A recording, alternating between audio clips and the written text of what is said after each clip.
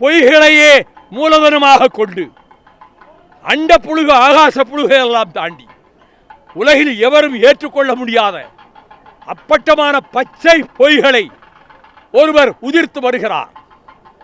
நான் ஈழத்துக்கு சென்றேன். 23 நாட்கள் தலைவர் பிரபாகரனுடன் அவருடைய இடத்துக்கு பக்கத்திலே எனக்கு ஒரு நிலவரை வைத்திருந்தார்கள். அங்கே தங்கியிருந்தேன். அந்த 23 நாட்கள் அனுபவத்தை நான் வெளியிலே சொல்லவில்லை, பத்திரிகைகளுக்கு சொல்லவில்லை. ஆனால் டாக்டர் கலைஞர் அவர்களுக்கு பிரபாகரன் எழுதிய கடிதத்தை திருச்சி மாநாட்டிலே வெளியிட்டேன். அந்த கடிதத்திலே சொன்னார், இங்கே இருக்கக்கூடிய எம்பிக்கள் தேர்ந்தெடுக்கப்பட்டு இனத்துக்கு வஞ்சகமும் துரோகமும் செய்துவிட்டு கைக்கூலிகளாகிவிட்டார்கள் சிங்களவனுக்கு.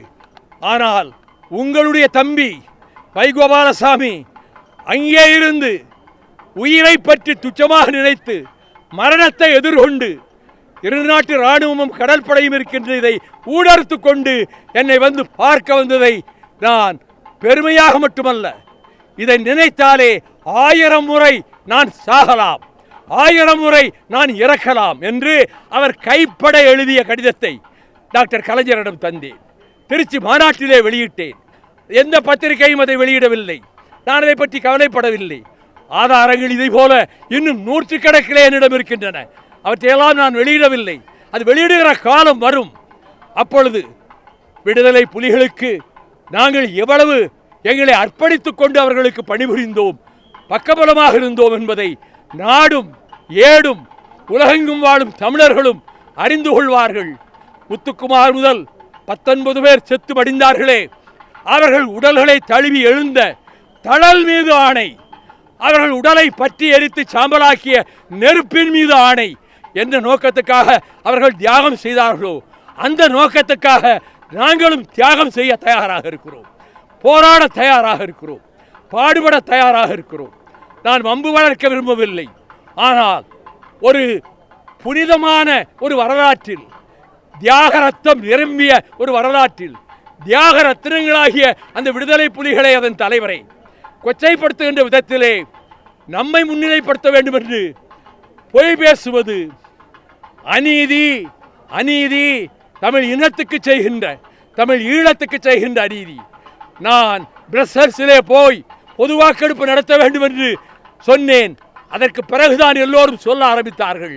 என் வாழ்க்கையிலே உருப்படியான ஒரு காரியம், பிரசல்ஸில் பெல்ஜியத்தில் பொது வாக்கெடுப்பு நடத்தப்பட வேண்டும். எல்லா ஈழத்தமிழர்களிடமும், வெளிநாடுகளிலே வாழ்கிற ஈழத்தமிழர்களிடமும் தனித்தமிழ் சுதந்திர ஈழம் வேண்டுமா வேண்டாமா, இதற்கு ஒரு பொது வாக்கெடுப்பு அந்த நாள் வரத்தான் செய்யும்.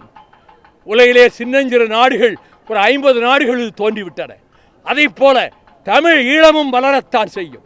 என்னை விட வேகமான இளைஞர்கள், என்னை விட தங்கள் உயிர்களை தத்தம் செய்யக்கூடிய வாலிபர்கள் எதிர்காலத்திலே வருவார்கள்.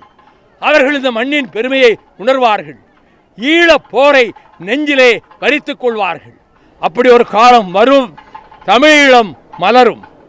அதே நேரத்தில் இப்பொழுது நடைபெற்றுக் கொண்டிருக்கிற ஆட்சி திராவிட மாடல் நல்லாட்சி, நம்முடைய தளபதி ஸ்டாலின் அவர்கள் தலைமையிலே நடக்கிற நல்லாட்சி, மக்களுக்கு எல்லாவித நன்மைகளையும் செய்து கொண்டு மத்திய அரசு வஞ்சிக்கிறது, ஓர வஞ்சகம் செய்கிறது.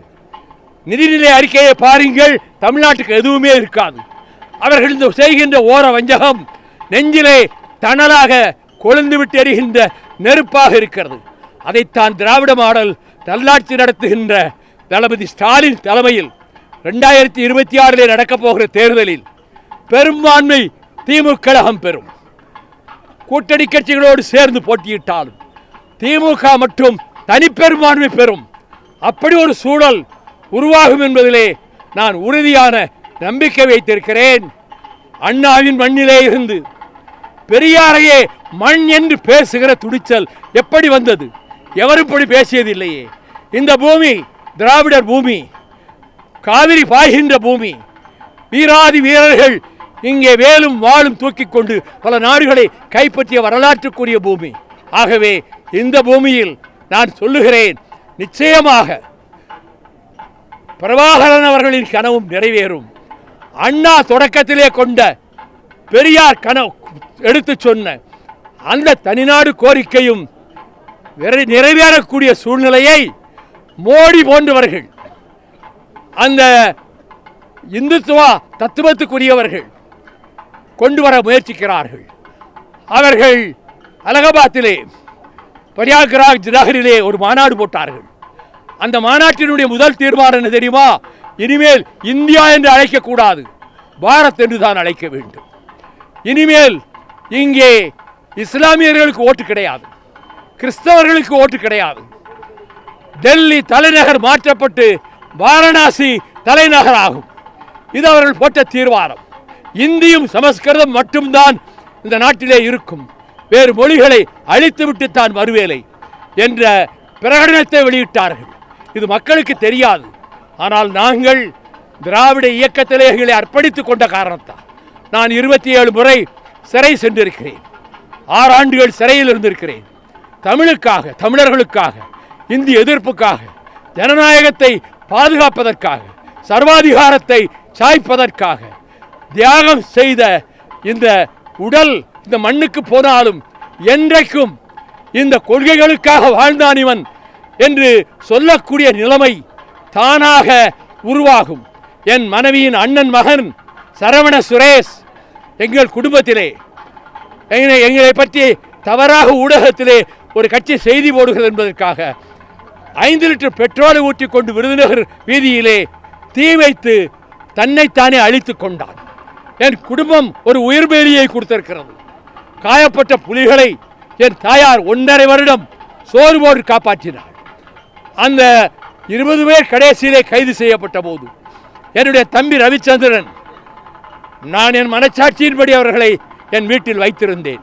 என்ன தண்டனை வேண்டுமானாலும் கொடுங்கள் என்று நீதிபதிக்கு முன்னாலேயே முறையிட்டவன் தடா கைதியாக ஓராண்டு காலம் அவன் சிறையிலே வைக்கப்பட்டிருந்தான். ஆக தியாகம் என்பது வெறும் நாக்களவிலே, சொல்லளவிலே அல்ல, செயல் வடிவத்திலே எங்கள் வாழ்க்கை அமைத்துக் கொண்டிருக்கிற காரணத்தால் தான் இத்தனாயிரம் தோழர்கள் எங்களுக்கு எந்த பதவி கிடைக்காவிட்டாலும் என்னோடு சேர்ந்தே நடந்து வருகிறார்கள். அவர்கள் வீர திருக்கரங்களை பற்றி கொண்டு நான் வருகிறேன். இந்த வீரர்கள் தமிழ் இனத்துக்கும், தமிழ் நாட்டுக்கும், தமிழ் மொழிக்கும், ஈழ தமிழகத்துக்கும் தங்களை அர்ப்பணித்துக் கொண்ட வீரர்கள் தமிழகம் எங்கும் இருக்கிறார்கள். ஆர்ப்பாட்டம் செய்வதில்லை நாங்கள். ஆனால் தமிழகம் எங்கும் மறுமலர்ச்சி திராவிட முன்னேற்ற கழக தோழர்கள் உறுதி கொண்ட நெஞ்சோடு, உயிர்கர சித்தமான நெஞ்சோடு என்னோடு இருக்கிறார்கள்.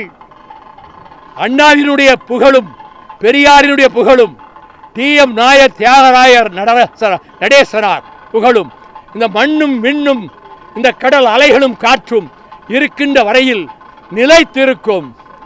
அண்ணாவினுடைய புகழும் நிலைத்திருக்கும்.